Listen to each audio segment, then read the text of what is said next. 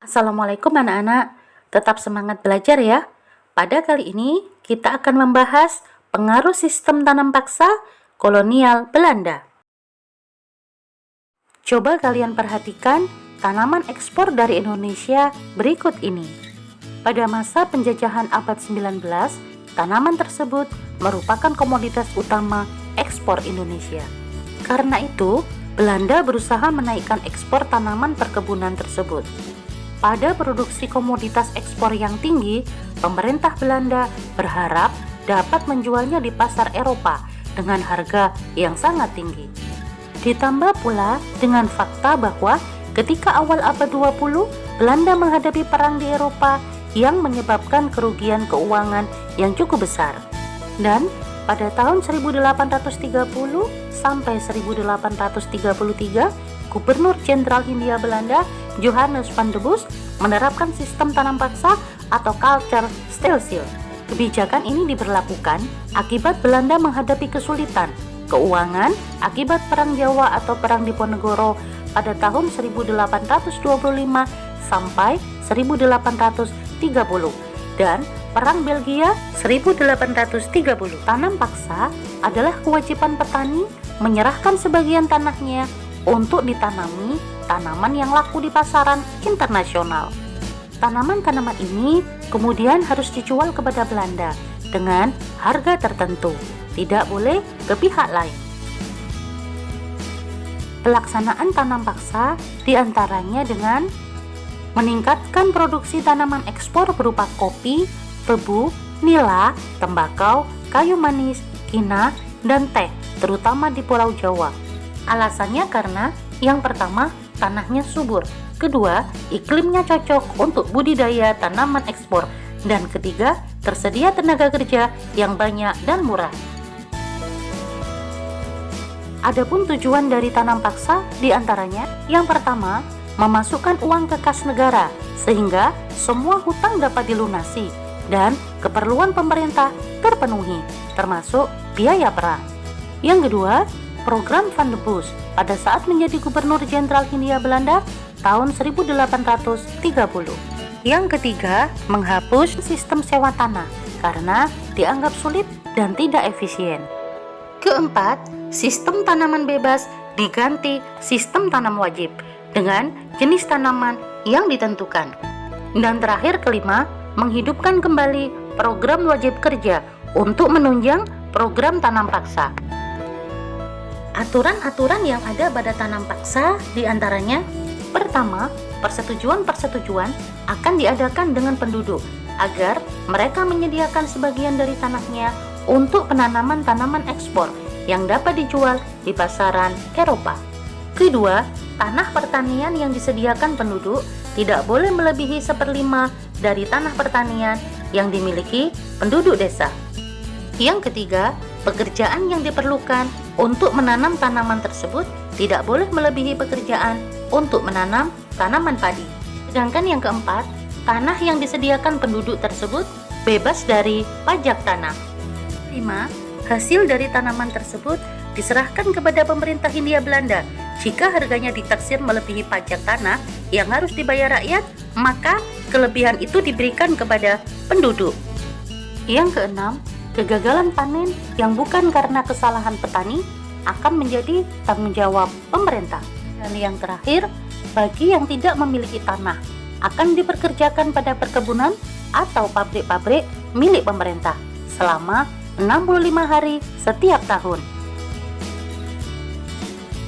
Secara umum, jika kita perhatikan, peraturan tersebut tidak terlihat memberatkan dan merugikan bagi rakyat.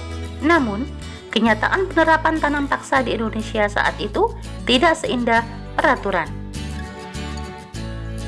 Adapun penyimpangan-penyimpangan pada aturan tanam paksa diantaranya, yang pertama, perjanjian tanam paksa seharusnya dilakukan dengan sukarela, akan tetapi dalam pelaksanaannya dilakukan dengan cara-cara paksaan.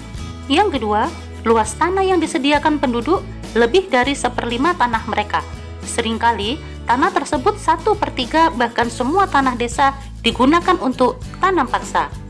Ketiga, pengerjaan tanaman-tanaman ekspor seringkali jauh melebihi pengerjaan tanaman padi, sehingga tanah pertanian mereka sendiri terbengkalai dan tidak bisa hidup subsisten. Yang keempat, pajak tanah masih dikenakan pada tanah yang digunakan untuk proyek tanam paksa. Kelima, kelebihan hasil panen setelah diperhitungkan dengan pajak tidak dikembalikan kepada petani. Yang keenam, kegagalan panen justru menjadi tanggung jawab petani dan Belanda berlepas tangan.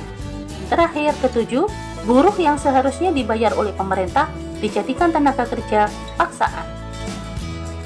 Pada penyimpangan peraturan tersebut, kita dapat menyimpulkan bahwa terdapat praktek kecurangan dari pemerintah kolonial Belanda. Adapun dampak negatif tanam paksa terhadap Indonesia diantaranya, yang pertama, meningkatnya tingkat kemiskinan karena terjadi kerja paksa, pembelian komoditas pada harga yang sangat murah, dan beban pajak yang tinggi.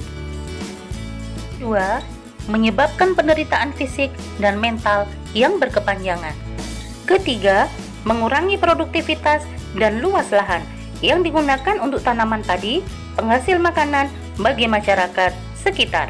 Yang keempat, angka kematian yang tinggi disebabkan oleh kelaparan dan kondisi hidup yang kurang baik. Terakhir, kelima, lunturnya semangat gotong royong yang digantikan dengan semangat mencari upah dan mendapatkan bayaran atau kompensasi. Adapun dampak positif tanam paksa terhadap Indonesia diantaranya, yang pertama, rakyat Indonesia, terutama golongan elit, mulai mengenal kegiatan ekonomi pasar, bukan hanya subsisten. Kedua, rakyat Indonesia mengenal tanaman-tanaman serta teknik menanam tanaman yang baru. Sementara itu, dampak positif tanam paksa terhadap Belanda diantaranya, yang pertama, meningkatnya hasil tanaman ekspor dari daerah jajahan yang dapat dijual Belanda di pasaran Eropa. Yang kedua, perusahaan pelayaran Belanda mendapat keuntungan yang sangat besar dari monopoli perdagangan hasil tanam paksa. Ketiga, pabrik-pabrik gula yang semula diusahakan oleh kaum swasta, terutama Cina, diambil alih dan juga dikembangkan oleh pengusaha Belanda karena keuntungannya besar. Keempat, Belanda mampu mengisi kembali kas negaranya serta membayar hutang-hutang perangnya. Kelima, Belanda mampu membangun ulang infrastruktur negaranya yang terdampak pada perang Napoleon. Sistem ini membuat banyak pihak bersimpati dan mengecam praktek tanam paksa. Mereka menuntut agar tanam paksa tersebut dihapuskan. Tokoh Belanda yang menentang kebijakan tanam paksa diantaranya Edward Doesdecker, Baron van Houvel, dan L. Vitalis. Akhirnya, pada tahun 1870, sistem tanam paksa dihapuskan. Titik puncak berakhirnya sistem tanam paksa di Indonesia adalah dengan dikeluarkannya yang pertama, Undang-Undang Pokok Agraria tahun 1870 yang mengatur tentang prinsip-prinsip politik tanah di negeri jajahan. Dan yang kedua, Undang-Undang Gula yang berisi larangan mengangkut tebu keluar dari Indonesia. Nah anak-anak, demikian pembahasan kita kali ini. Semoga kalian dapat mengambil hikmah dari pelajaran tersebut. Wassalamualaikum warahmatullahi wabarakatuh.